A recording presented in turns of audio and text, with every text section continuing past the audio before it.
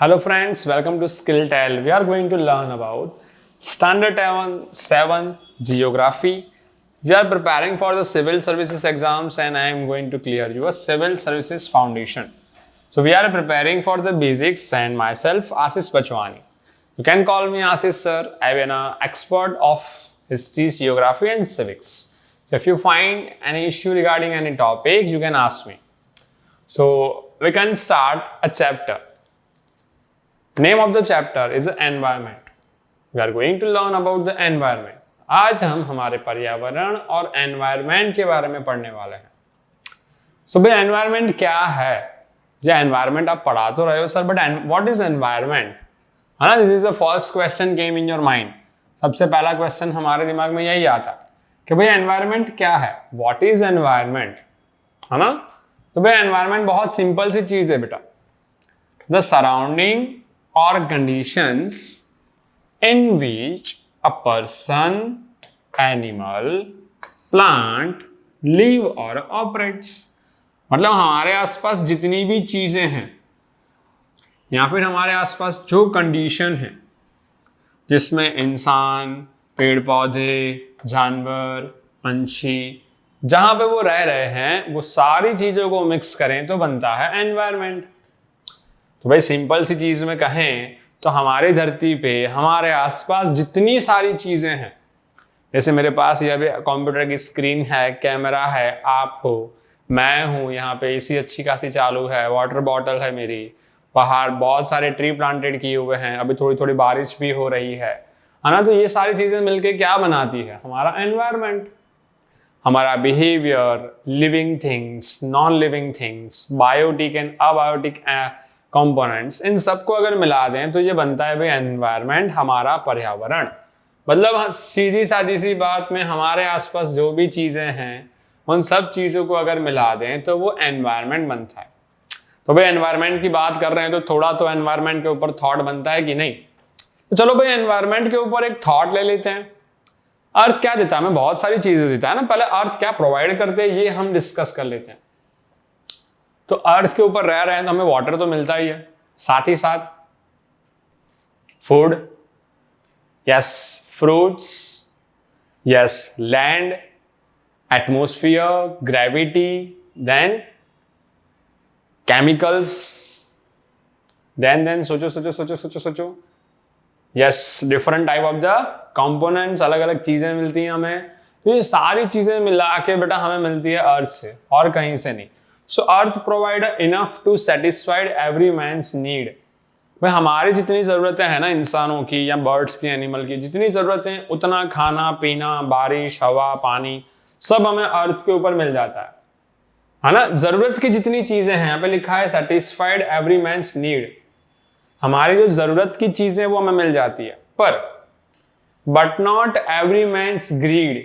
हमारी लालच इतनी है ना, उतना हमें कभी नहीं मिलता.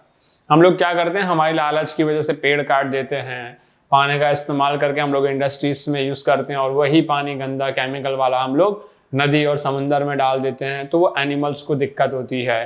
तो हम लोग हमारी लालच की वजह से हमें और चाहिए, गोल्ड भी और चाहिए, क्रूड ऑयल और चाहिए, पेट्रोल, जंगलों को काट रहे हैं, पानी को वेस्ट कर रहे हैं.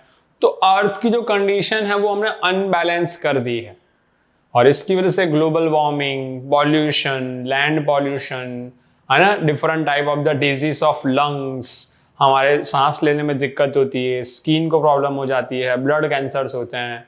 तो बहुत सारे रीजंस हैं बेटा, कहीं ना कहीं जो हमने अर्थ को डिस्टर्ब किया है तो वो हमारी लाइफ को डिस्टर्ब कर रही है.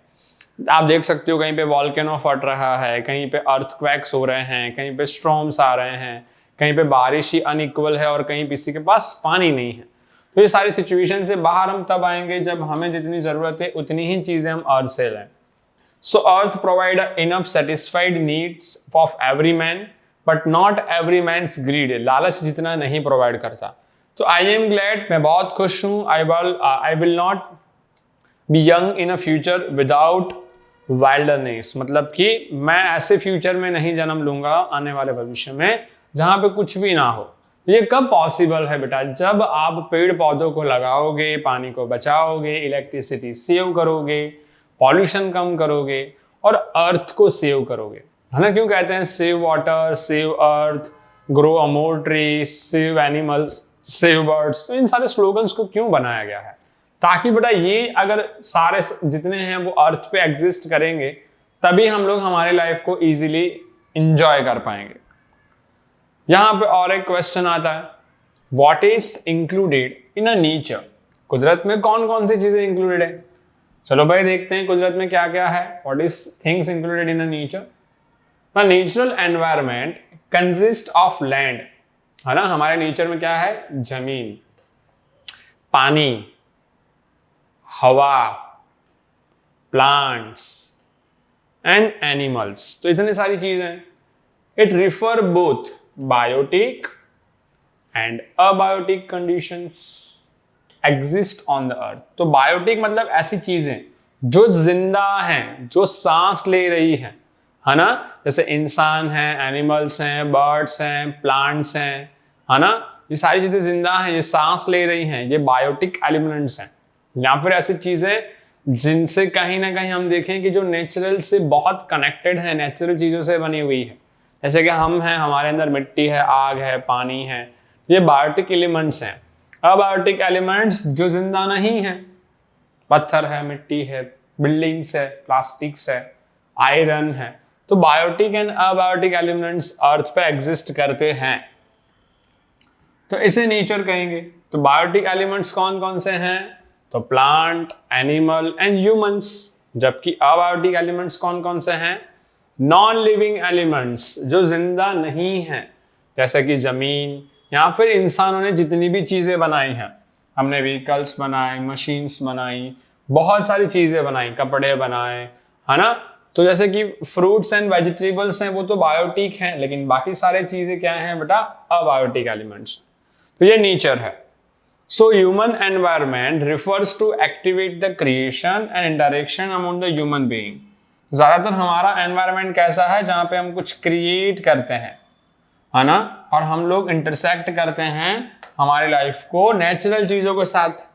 मतलब हम कोई भी चीज बनाएं, चाहे कैमरा बनाएं, फोन बनाएं, उन सारी चीजों में कहीं ना कहीं जो हम लोग चीजें इस्तेमाल कर रहे हैं वो कहाँ से मिलते हैं? हमें नेचुरल से मिलते हैं, कुदरत से मिलते हैं। जैसे कि आयरन है, कॉपर है, या फिर अगर हम बात करें तो हमारे पास गोल्ड है, सिल्वर है, ये सारी चीजें हमें कहाँ से मिलती है? We got from a god, we got from a earth, हमें नेचर से मिलती है। सो नेचर में क्या क्या इंक्लूडेड है? नेचर में सबसे पहले बायोटिक एंड अबायोटिक एलिमेंट्स। यहाँ पे लिखे हुए हैं कौन कौन से बायोटिक एंड अबायोटिक एलिमेंट्स हैं, और हम लोग कुछ ना कुछ क्रिएट करते हैं जो हमें कहाँ से मिलता है? नेचर से मिलता है। चलो बेटा हम यहाँ पे देखते हैं डोमेन्स ऑफ एनवायरनमेंट। हमारे आसपास जो एनवायरनमेंट है ना, उसको कितने अलग अलग हिस्सों में हम लोग बांट सकते हैं। तो यहाँ पे हम 4 हिस्सों में बांट रहे हैं। सबसे पहला है लिथोस्फीयर। क्या है बेटा?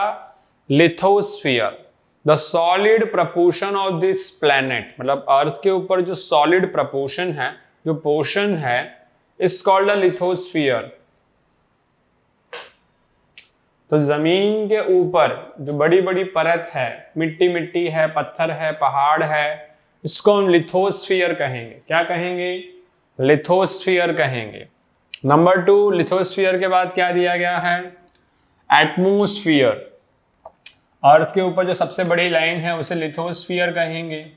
अर्थ के आसपास हवा है जो दिखती ही नहीं है बट जरूरी है, जिसे हम कहते हैं एटमॉस्फेयर, है ना। The earth surrounded by the layer of gases, अलग अलग गैस की एक लेयर बनी हुई है, जैसे ओजोन है, नाइट्रोजन है, कार्बन डाइऑक्साइड है, ऑक्सीजन है, ये सारी चीजों से वो सराउंडेड है, तो एटमॉस्फेयर कहेंगे।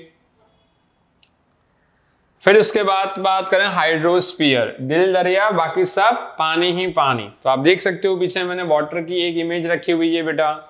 तो अर्थ पे जो भी एरिया वाटर से कवर्ड है, जहां पे हर जगह पे पानी है, लेक, रिवर, ओशियन, आइस, सी, इन सारी जगहों को हम लोग क्या कहेंगे? हाइड्रोस्फीयर। हाइड्रा मतलब कि वाटर, हाइड्रोस्फीयर। एंड सबसे लास्ट में इंपॉर्टेंट है, अरे काट दिया सर आपने, तो सबसे लास्ट में इंपॉर्टेंट है बायोस्फीयर, जिसमें सब कुछ आता है। बायोस्फीयर इज अ जोन जहां पे लैंड भी है, वाटर भी है, एयर भी है, ये सब है। तो अर्थ पे 4 चीजें हैं। लिथोस्फीयर मतलब कि मिट्टी की चीजें, जमीन, पर्वत, एटमोस्फीयर मतलब कि हवा, और हाइड्रोस्फीयर मतलब कि पानी। और इन 3 चीजों को मिला दिया जाए तो बनता है बायोस्फीयर, मतलब कॉम्बिनेशन ऑफ दिस 3। वही समझ में आ रहा है ना? एनवायरमेंट के कितने डोमेन्स हैं? 4, lithosphere, atmosphere, hydrosphere, and in चारों को मिक्स कर दें तो बायोस्फीयर। चलो भाई पहले लिथोस्फीयर के बारे में पढ़ते हैं। Lithosphere the domain of a land, उसकी क्या क्या हिस्से हैं। तो भाई मैंने पहले यहाँ पे एक जमीन का हिस्सा दिया हुआ है। पहले इस इमेज को समझते हैं। लाइट को मारो गोली, यहाँ पे देखो। लिथोस्फीयर में पहले 5 किलोमीटर से लेके 100 किलोमीटर तक 3 अलग अलग लेयर्स हैं, जिसमें सबसे पहली लेयर जहाँ पे पानी होता है और बड़े बड़े पर्वत होते हैं, मिट्टी होती है, रेती होती है, पत्थर होते हैं, जिसे हम कहते हैं कॉन्टिनेंटल क्रश या फिर सील कहते हैं, SIAL। अब यहाँ पे क्वेश्चन मार्क डाल रहा हूं कि ये SIAL है क्या? तो ये सिलिका और एल्यूमिनियम का कॉम्बिनेशन है, मतलब कि आयरन भी है और मिट्टी भी। क्या बोल रहे हो सर, समझ में नहीं आ रहा? तो बताएंगे भाई, थोड़ा धीरज तो रखो, थोड़ा शांति रखो। तो सिमिलरली हम कहते हैं कि यहाँ पे मिट्टी है, रेती है, और एकदम सिंपल सी अगर हम बात करें ना तो थोड़े बहुत एलिमेंट्स भी इसके अंदर मिक्स हैं।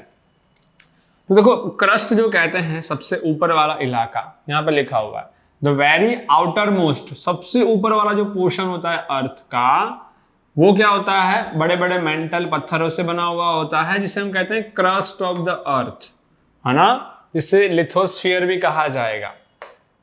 अरे अरे अरे काटना नहीं था। अच्छा चलो पहले बाकी के 2 टॉपिक्स भी हम लोग ऐड कर लें, फिर हम यहाँ पे देखते हैं।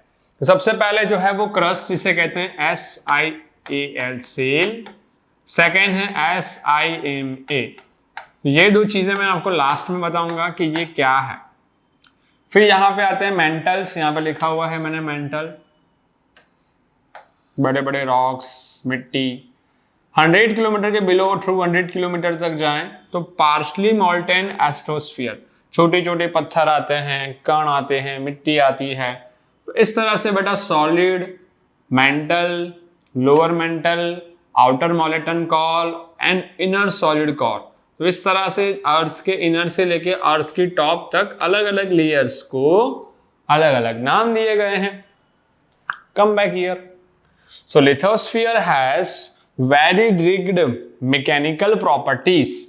इसकी बहुत ही कॉम्प्लिकेटेड प्रॉपर्टीज हैं। इसमें एक चीज नहीं है भाई, पानी भी है, रेती भी है, मिट्टी भी है, बारिश भी हो रही है, कोई मर भी रहा है, उसकी डेड बॉडी भी है, कहीं आग लग रही है, कहीं पे लावा फट रहा है। इतनी सारी चीजें भाई, इतनी सारी चीजें लेकर बैठा है अर्थ। तो ऊपर की सबसे बड़ी जो लेयर है लिथोस्फीयर की, जो सबसे पहली वाली लेयर है, उसे हम कहेंगे पैडोस्फीयर या फिर क्रस्ट, या फिर आप पैडोस्फीयर कह सकते हो। दिस टेक्टोनिक प्लेट आर सब डिवाइडेड ऑफ द लिथोस्फीयर। कौन सी टेक्टोनिक प्लेट?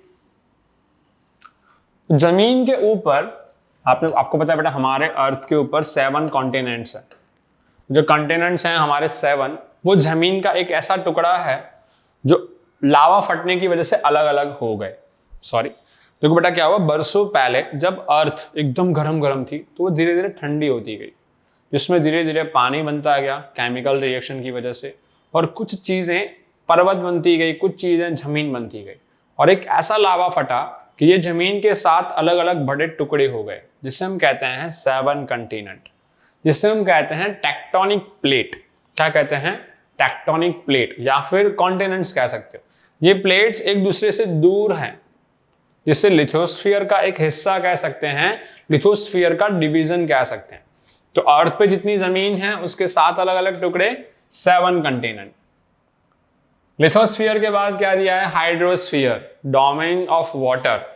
जल ही जीवन है ना? मछली जल की रानी है, जीवन उसका पानी है, हाथ लगाओ तो डर जाएगी, बाहर निकालो तो मर जाएगी। तो भाई पानी बहुत जरूरी है। डोमेन ऑफ वाटर, वाटर में क्या क्या मिक्स है? तो वाटर को हम सबसे पहले कहते हैं hydrosphere. It compromise the different sources of water and also various type of water bodies. तो पानी के अंदर अलग अलग बहुत सारी चीजें मिक्स होती है ना। पानी के नीचे से हमें बहुत सारे अलग अलग तत्व भी मिलते हैं, अलग अलग चीजें मिलती हैं, मोती मिलते हैं। और पानी अलग अलग जगहों से मिलता है। कहां से मिलता है? River, lake, sea and ocean. तो नदी से, समुंदर से, तालाब से या फिर बारिश से हमें पानी मिलता है। किसी भी बड़ा एनिमल की, ह्यूमन बींग्स की, या फिर हम कहें बायोटिक एलिमेंट्स जो हमने पढ़े थे, प्लांट्स, एनिमल्स या फिर कोई भी बर्ड, इन सबको जिंदा रहने के लिए क्या चाहिए? पानी। अब दुनिया के किसी भी जगह पे चले जाओ, जितने लिविंग ऑर्गेनिजम्स हैं, जितने भी बर्ड्स हैं, इंसेक्ट्स हैं, प्लांट्स हैं, एनिमल्स हैं, ह्यूमन बींग्स हैं, उन सबको रहने के लिए पानी चाहिए, है ना बेटा। बिना पानी के हम लोग लाइफ नहीं स्पेंड कर सकते। सो हाइड्रोस्फीयर की अगर हम बात करें, the hydrosphere comprise the water on earth. तो ऊपर धरती के ऊपर जो पानी है वो कहां पर है? ओशियन में है, सी में है, रिवर में है, लेक में है, और कहीं पे तो फ्रोजन में है, थिजा हुआ बर्फ में है। जैसे हिमालय है ना, वहां पे जमा हुआ बर्फ है, जो कितने परसेंट है? सिर्फ 2.5%। सिर्फ फ्रेश वाटर है। कितना फ्रेश वाटर है? 2.5% is a fresh water, and in this 2.5% approximately 69% is in a snow. ये जो 2.5% पीने लायक पानी है, पीने लायक पानी और फ्रेश वाटर कितना है? 2.5%। इस 2.5% से जो 69% जो वाटर है वो तो बर्फ बना हुआ है ना। तो रिमेनिंग जो वाटर बचा 31% के अराउंड, ये कहां पे है? तो रिवर्स में है, लेक्स में है, अलग अलग जगहों पे है, जिसको हम सिर्फ पी सकते हैं। Okay. The other 97.5% of the earth, other मतलब ये 2.5 को हटा के टोटल पानी अगर मान ले 100% है, जिसमें से सिर्फ 2.5 मतलब 2.5% पानी ही पी सकते हैं। बाकी के 97% पानी को हम नहीं पी सकते, क्योंकि वो मीठा पानी नहीं है जो समुंदर में है। कहां पर है? समंदर में है। तो 97.5% earth water is salty water, खारा पानी है, नमक का पानी है, जो समुंदर में है, जिसका हम पीने के लिए इस्तेमाल नहीं कर सकते। And 71% of the surface of the earth is covered by ocean. हमने अभी अभी फोटो देखी थी एक अर्थ की, अर्थ के ऊपर अराउंड 71% तो पानी है, और बाकी के हिस्सों में क्या है? यस, लिथोस्फीयर, मतलब कि एक जमीन, तो उसके हमने 7 पार्ट्स किए हैं। Okay, lithosphere, then hydrosphere. Hydrosphere में हमने पढ़ा 2.5% वाटर जो है पीने लायक है, जिसमें से 69% बर्फ बन चुका है, और 39% रिवर्स, पॉन्ड, लेक या फिर वेल्स में है। 2.5% को अगर हम डिडक्ट करते हैं तो रिमेनिंग जो 97% है वो तो खारा पानी है, जिसको हम पी नहीं सकते। और अगर पूरी अर्थ पे देखें तो अर्थ में सिर्फ 30% जगह ऐसी है जहां पे हम लोग रह सकते हैं, 70% तो पानी ही पानी है। चलो, हाइड्रोस्फीयर क्लियर कर लिया, लिथोस्फीयर क्लियर कर लिया। अब हम जा रहे हैं एटमॉस्फेयर पे, हवा के ऊपर जा रहे हैं। भाई हवा तो दिखती नहीं है, सो हवा की कोई इमेज नहीं रखी मैंने। हवा दिखती तो हवा की इमेज रखते ना, ये रखी है, इमेज दिखे तो देख लेना। ओके, सो अगर हम बात करते हैं एटमॉस्फेयर के ऊपर, एटमॉस्फेयर के एयर के डोमेन्स कौन कौन से? तो भाई एटमॉस्फेयर को कितने पार्ट में डिवाइड किया है? टोटल 5 पार्ट्स में डिवाइड किया है। इसके बारे में हम डिस्कशन करेंगे नेक्स्ट चैप्टर में इन डिटेल। पूरा एयर के ऊपर एक चैप्टर बनाया है भाई। तो अभी सिर्फ इन 5 पार्ट्स को समझते हैं, इन 5 पार्ट्स को डिटेल में बाद में समझेंगे। कौन से पार्ट हैं? Troposphere, stratosphere, mesosphere, thermosphere and exosphere. तो भाई ये कौन से पार्ट्स हैं? सबसे ऊपर कौन सी लेयर है, कौन सी लेयर में कौन सी गैसेस हैं, और इसका क्या इंपॉर्टेंट है, इसको क्यों 5 पार्ट में हमने डिवाइड किया, क्या रीजन है इसको 5 पार्ट में डिवाइड करने का, ये सारे क्वेश्चंस इस चैप्टर में मिल जाएंगे। ओके, तो यहाँ पे इसको सिर्फ बेसिक से हम लोग पढ़ रहे हैं, थोड़ी बहुत डिटेल इंफॉर्मेशन है यहाँ पे। About 99% of the atmosphere is compose of a nitrogen. कितना? ओहो 99%। तो सर ऑक्सीजन तो बहुत कम होगा। जी भाई बहुत कम है ऑक्सीजन तो। 99% क्या है? नाइट्रोजन है। And oxygen where the 99% oxygen and nitrogen combination में है, जिसमें से 78% नाइट्रोजन है। 21% यहां पे इसको डिवाइड कर देना, ये गलती हो गई। चलो ये 78% नाइट्रोजन है और 21% ऑक्सीजन है, हालांकि बहुत कम है और ये तो और भी कम होगा। क्यों? हमने अभी भी पढ़ा, हम लोग क्या कर रहे हैं, लालच की वजह से पेड़ को काट रहे हैं तो ऑक्सीजन का लेवल कम हो रहा है। और कौन कौन सी अदर गैसेस है जो 1% है, बताओ मुझे कमेंट सेक्शन में। जैसे एक तो मैं आपको बता देता हूं, CO2 मतलब कि कार्बन डाइऑक्साइड, है ना। तो दो इंपॉर्टेंट हमारे पास गैस है, नाइट्रोजन एंड ऑक्सीजन। एक 79%, एक 78%, एक 21% और रिमेनिंग बची 1%। कितने परसेंटेज बेटा? 1%। सो आइडेंटिफाई, मुझे बताओ कौन कौन सी है वो 1%। डिटेल में आराम से सर्च करो, वो टास्क हो जाएगा आज का। अब फाइनली हमने पढ़ा था बेटा, बायोस्फीयर जो है कॉम्बिनेशन है हर एक चीज का, है ना, जिसमें एक चीजें नहीं है, सब कुछ मिक्स है। एटमोस्फियर भी है, फिर लैंड भी है ना, वाटर हाइड्रोस्फीयर भी है, लिथोस्फीयर भी है, मिक्स सब चीजें मिक्स हैं। So biosphere is the zone of a contact between the land, water and air. It is the zone where the life exists and that is what make the planet unique. हमने पढ़ा था solar system, जिसमें हमने पढ़ा था हमारे solar system में जितने भी प्लैनेट्स हैं, इसमें एक ही ऐसा प्लैनेट है जहां पे हम लोग रह सकते हैं और वो है अर्थ। तो क्यों रह सकते हैं? क्योंकि यहाँ पे लैंड भी है, वाटर भी है और हमारे रहने लायक सबसे इंपॉर्टेंट चीज एटमोस्फियर में ऑक्सीजन है। ओके, यहाँ पे हम इसको दो पार्ट में डिवाइड करते हैं, इसको डिटेल में जाने की जरूरत नहीं है, अभी सिर्फ यहां तक रखते हैं। दो part, plant kingdom and animal kingdom, इन दोनों के बारे में आप साइंस में पढ़ोगे। ओके, जब आप साइंस पढ़ोगे तो बायोलॉजी में आपको जो डिटेल में सर समझाएंगे plant kingdom and animal kingdoms के बारे में। अभी सिर्फ याद रखो कि बायोस्फीयर के दो पार्ट को हमने डिवाइड किया है, एक प्लांट्स वाला हिस्सा और एक एनिमल्स वाला हिस्सा। ठीक है, तो बायोस्फीयर में सब चीजें मिक्स हैं, अर्थ पे जितनी भी चीजें एग्जिस्ट करती हैं। चलो यहां तक क्लियर कर लिया। अब क्वेश्चन आता है कि ये इकोसिस्टम क्या है भाई? कभी सुना है इकोसिस्टम? पहाड़ के इलाकों में जाते हैं, चिल्लाते हैं तो आवाज सामने से वापस आती है। हाँ, ये भाई इकोसिस्टम है, लेकिन सॉरी, ये वो इकोसिस्टम नहीं है। वो इकोसिस्टम अलग है जहां पे आप कुछ बोलते हो और आवाज गूंज के वापस आती है। पर भाई हम तो यहाँ पे क्या पढ़ रहे हैं? अर्थ के बारे में पढ़ रहे हैं। So, the relation between living organisms as well as relation between the organizers and this surrounding called a ecosystem. क्या होता है भाई ये? तो भाई इकोसिस्टम क्या है? इकोसिस्टम में कोई एक चीज नहीं है बेटा, इस पे पूरा चैप्टर बन सकता है, इस पे 2-3 लेक्चर बन सकते हैं अगर बनाने जाएं तो, है ना। इन डिटेल अगर जाएंगे तो बहुत सारी चीजें इकोसिस्टम में। बट इकोसिस्टम में ये सिंपल सी चीज समझो बेटा, हम सब लोग डायरेक्टली और इनडायरेक्टली कनेक्टेड हैं एक दूसरे से।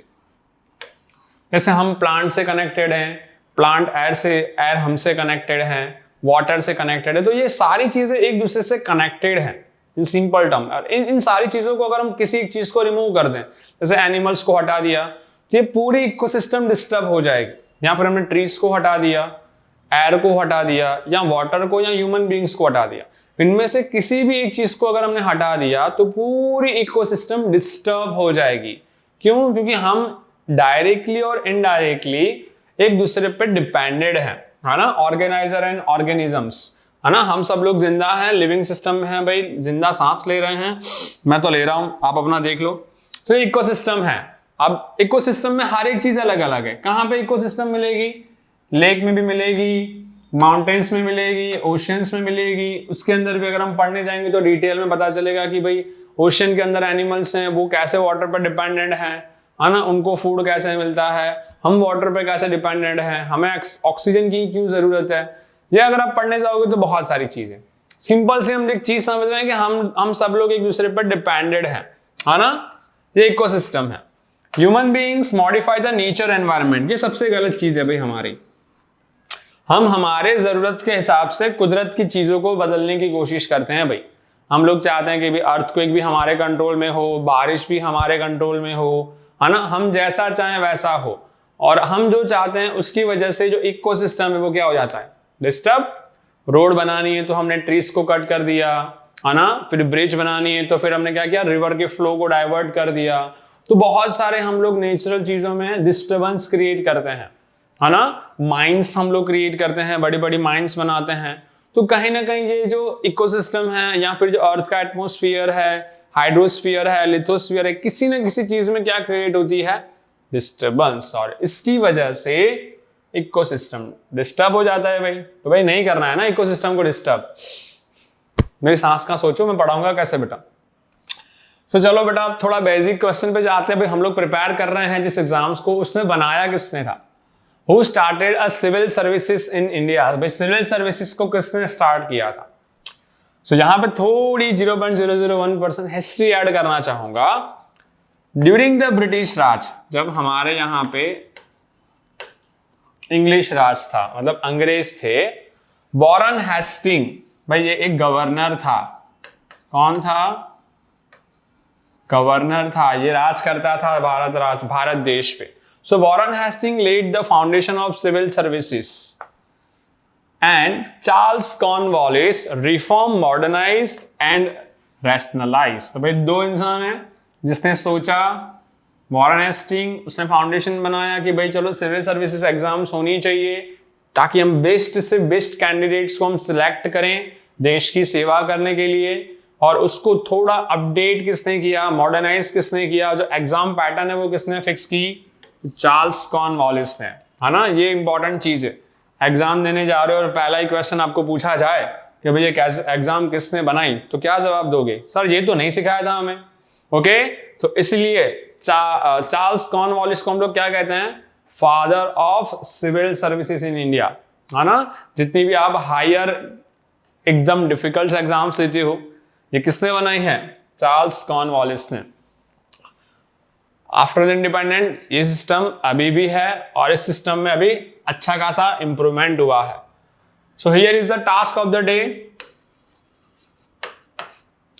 Why tree is important for us, भाई ट्री हमारे लिए इतनी इंपॉर्टेंट क्यों है ना।